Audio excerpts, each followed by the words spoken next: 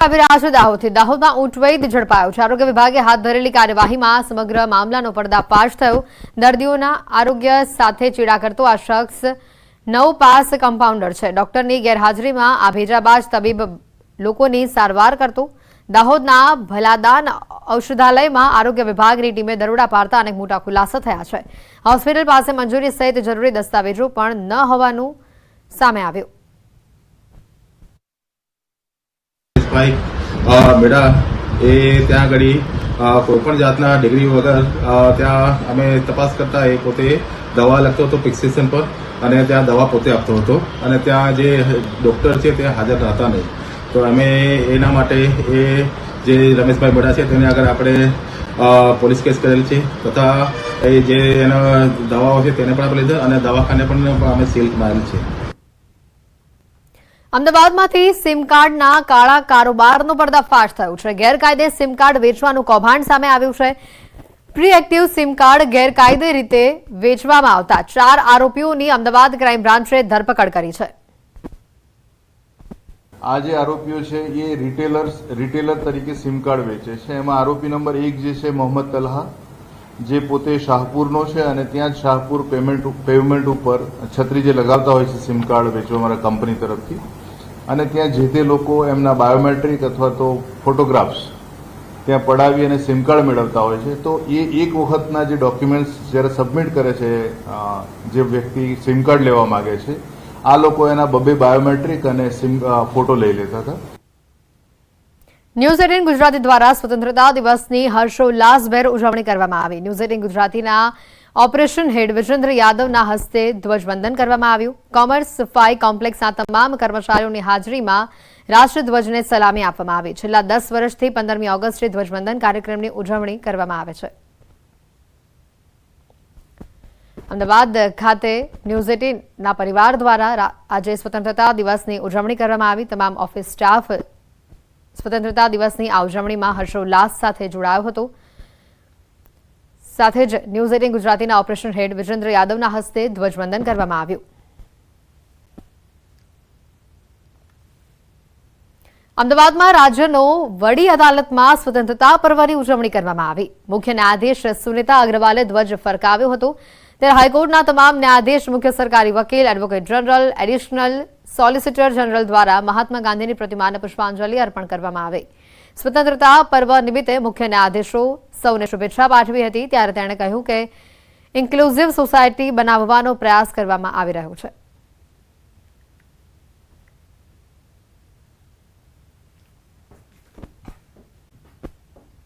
વાત કરીશું ગોધરાની, તો ગોધરા શહેરમાં રખડતા ઢોરનો આતંક યથાવત છે। ત્યારે શહેરના સામાજિક કાર્યકર દ્વારા અનોખી રીતે વિરોધ કરી રખડતા ઢોરને ભગાડ્યા હતા।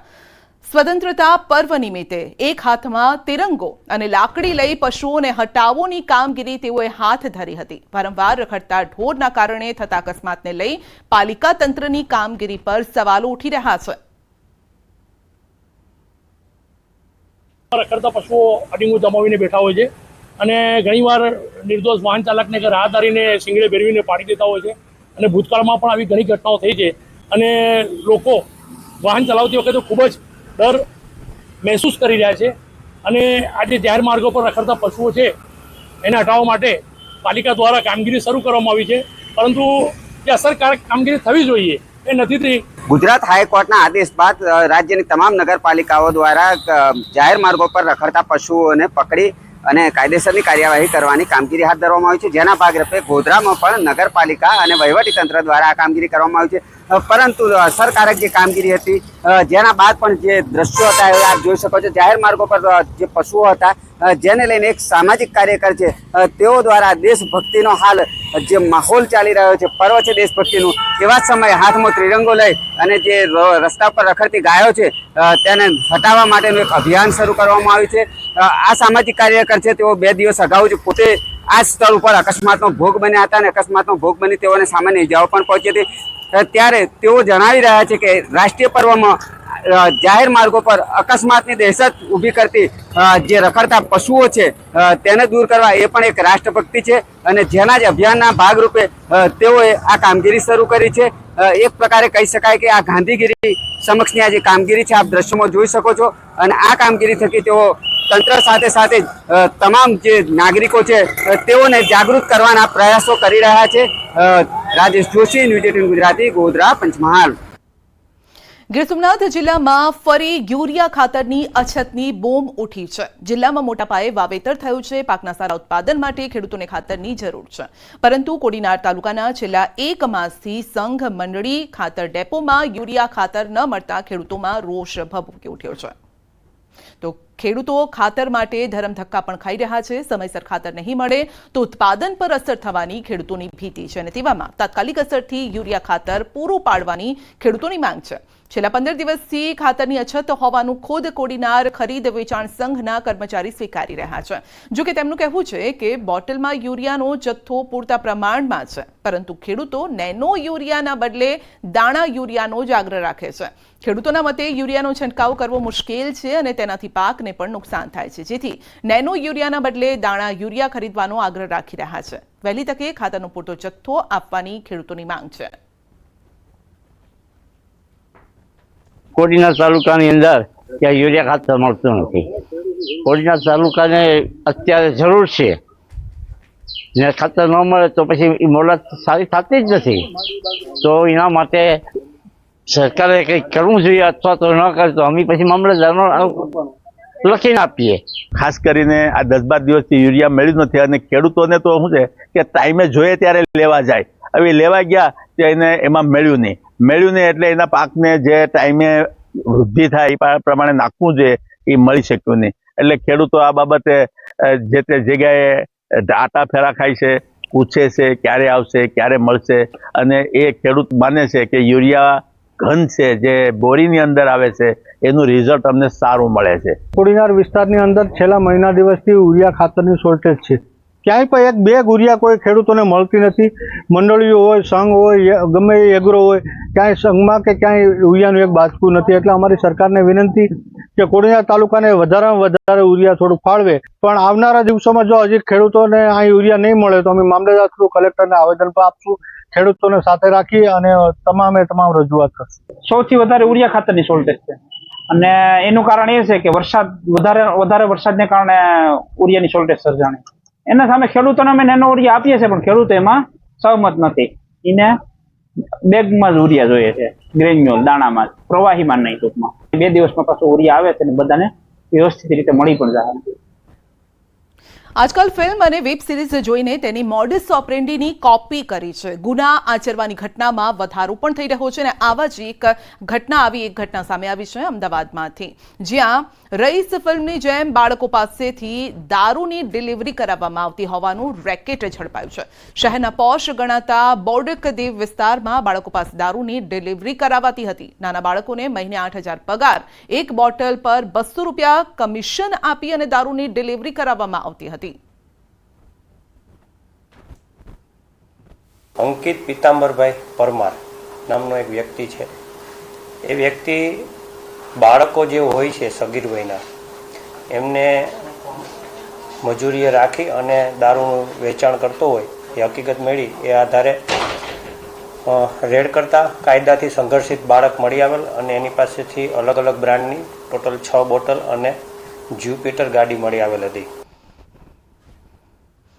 તો 2 વ્હીલરમાં બાળકો પાસે છેલ્લા 2 મહિનાથી દારૂનું વેચાણ કરાવાતું હતું. અંકિત પીતાંબર નામનો શખ્સ બાળકોને 8,000ના પગાર પર રાખતો હતો. એટલું જ નહીં, દારૂની 1 બોટલની ડિલિવરી કરે તો 100 થી 200 રૂપિયાનું કમિશન પણ અપાતું હતું. પોલીસે એક ટાબરિયાને મોપેડમાં 6 વિદેશી દારૂની બોટલ સાથે ઝડપી પાડ્યો છે અને જેની પૂછપરછમાં સમગ્ર રેકેટનો પર્દાફાશ થયો છે. તો હાલ બોડકદેવ પોલીસે દારૂ આપનાર બુટલેગરની ધરપકડ કરી છે. કાયદેસરની કાર્યવાહી હાથ ધરી છે. આ કાયદાથી સંઘર્ષિત બાળકને પૂછતા એમણે જણાવેલું કે આ જે ગાડી છે એ અંકિત પીતાંબરભાઈ પરમારના ભાઈની છે અને અંકિત અમને આ ગાડીની અંદર ડેકીની અંદર દારૂ ભરી અને અમને આપી જાય છે અને અમારે જ્યાં અંકિત અમને કહે ત્યાં અમારે આ દારૂ વેચવાનો હોય છે અને આપવાનો હોય છે. અમને 8,000 રૂપિયાનો પગાર રાખેલો છે અને મારા સિવાય પણ અન્ય એક બાળક છે તેને પણ 8,000 પગારથી રાખેલો છે. 8,000 ઉપરાંત અંકિતના જે ગ્રાહક હોય છે એમનો કોલ આવે એટલે એ ગ્રાહકને ડિલિવરી દેવા જવાની હોય છે. આ એક ડિલિવરી 200 રૂપિયા એક્સ્ટ્રા આપવામાં આવે છે અને આ બાળક પાસે અંકિત આ કામ કરાવડાવતો હોય એમને આ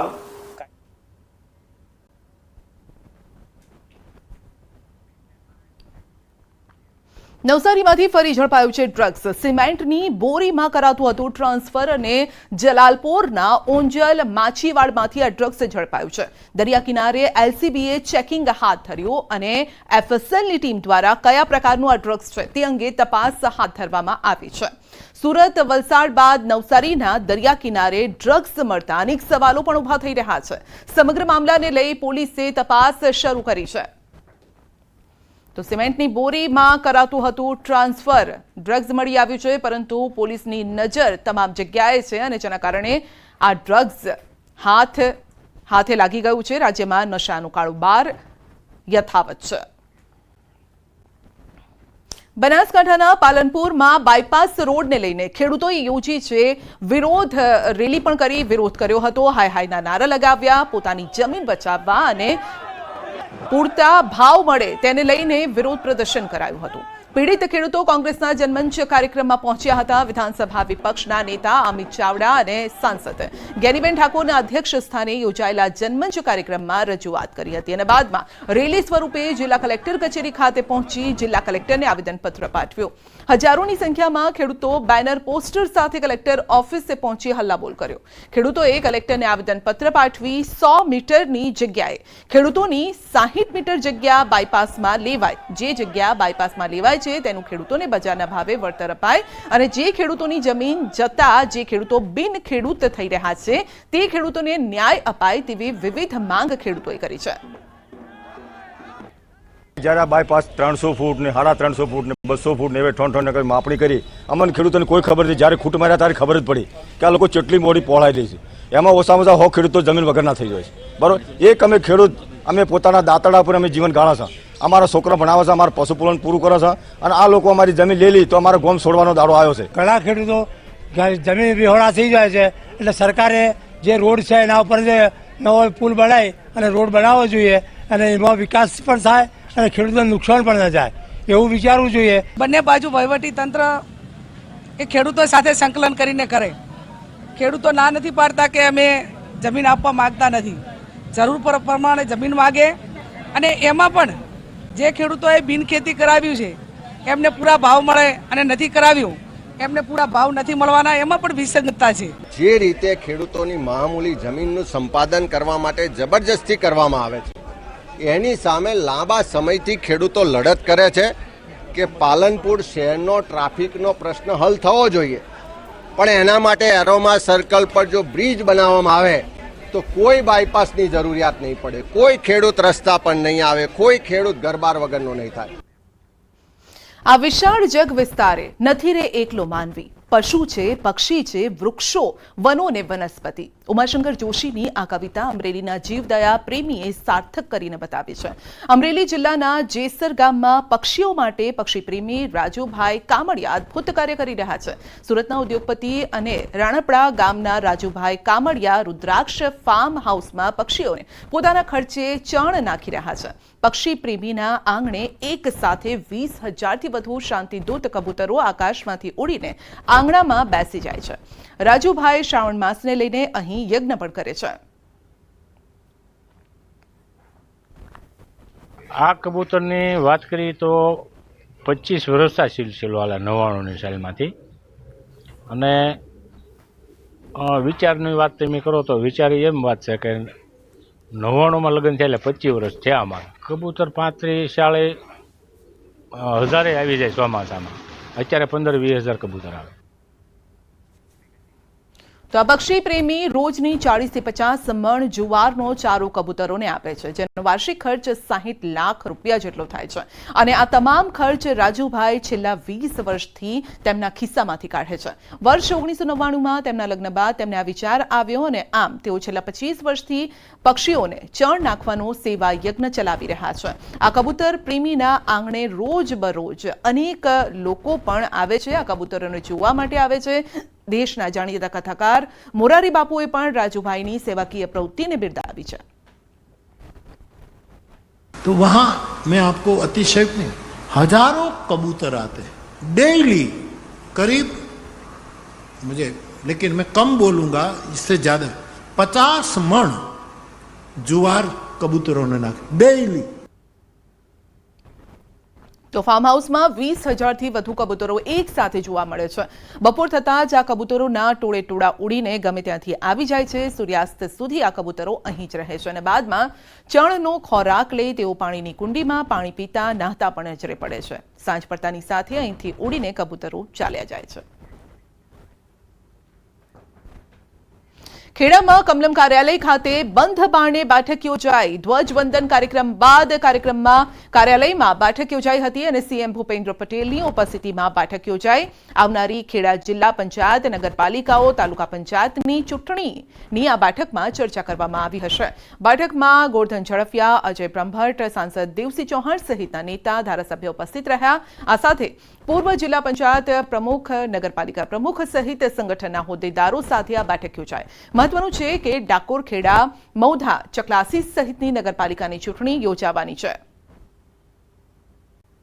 મુખ્યમંત્રી ભૂપેન્દ્રભાઈ પટેલ છેલ્લા 2 દિવસથી ખેડા જિલ્લાના પ્રવાસે હતા. 78માં સ્વાતંત્ર્ય પર્વની ઉજવણી આ વખતે રાજ્યકક્ષાની ખેડા ખાતેના નડિયાદ ખાતે કરવામાં આવી હતી. ત્યારે મુખ્યમંત્રી આજે ટોટલ કુલ 8 જિલ્લા કાર્યક્રમોમાં હાજરી આપી હતી. ત્યારબાદ આજે અંતમાં છેલ્લે મુખ્યમંત્રી કમલમ કાર્યાલય ખાતે એક બેઠક બંધ માંડે યોજાઈ હતી. આ બેઠકની વાત કરવામાં આવે તો ખેડા જિલ્લા પંચાયતની જે આવનારી જે ચૂંટણી છે તે ચૂંટણી લઈને સંગઠનના હોદ્દેદારો, ધારાસભ્યો તેમજ ઝોન પ્રભારી ગોરધન ઝડફિયા તેમજ અહીંના ખેડા જિલ્લા ભાજપ પ્રભારી સહિતના નેતાઓ સાથે બંધ બારણે બેઠક યોજી હતી. બેઠકની અંદર અંદાજિત 30 થી 35મી જેટલી આ બેઠક ચાલી હતી અને બેઠકની અંદર જે નગરપાલિકાઓ જે ભાજપ પાસે નથી તે કબજે કરવા માટે, કારણ કે 2 નગરપાલિકા હાલમાં અપક્ષ પાસે કબજો હતો, પરંતુ છેલ્લા કેટલાક સમયથી વહીવટદાર શાસન છે તે નગરપાલિકાઓ કબજે કરવા તેમજ જિલ્લા પંચાયતમાં પૂર્ણ ભાજપનો બહુમતીથી વિજય મળ્યા સમગ્ર બાબતે ચર્ચા થઈ હતી. વાત કરવામાં આવે તો આવનાર સમયની અંદર જ્યારે ખેડા જિલ્લા પંચાયતની ચૂંટણી આવનાર છે ત્યારે મુખ્યમંત્રીએ આ બંધ બારણે બેઠક યોજી કાર્યકર્તાઓને વિજય મેળવવા માટે હાકલ કરી હતી. ઉમંગ પટેલ, ન્યૂઝ 18 ગુજરાતી, નડિયાદ, ખેડા.